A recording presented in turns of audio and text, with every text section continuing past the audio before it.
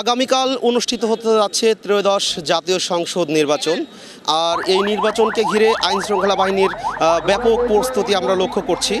আমরা এখন জানতে চাইব নিয়ামতপুর থানার ভারপ্রাপ্ত কর্মকর্তা শফিকুল ইসলামের কাছ থেকে যে নিয়ামতপুর উপজেলায় তো ৭৫টি ভোট কেন্দ্র রয়েছে।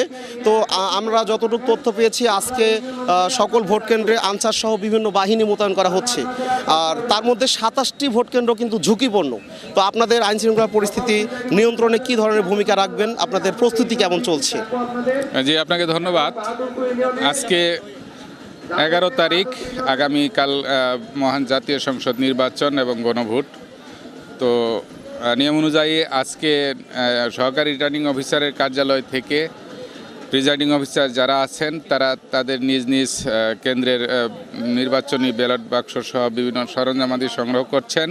আমরা পুলিশ স্কট সহ যার যার কেন্দ্রে পৌঁছে দেওয়ার আমরা ব্যবস্থা করেছি এবং সর্বোপরি এলাকায় আইন শৃঙ্খলা রক্ষায় পুলিশ সহ বিভিন্ন বাহিনী নিয়োজিত আছে।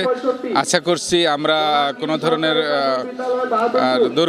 ঘটনা ছাড়া শান্তিপূর্ণভাবে ইলেকশনটা শেষ করতে পারবো। ধন্যবাদ। ওই যে ৭৫টা ভোট কেন্দ্রের মধ্যে যে ২৭টি ভোট কেন্দ্র ঝুঁকিপূর্ণ, এ বিষয়ে আপনাদের কি ধরনের নিরাপত্তা থাকবে সেই ঝুঁকিপূর্ণ কেন্দ্রগুলোতে?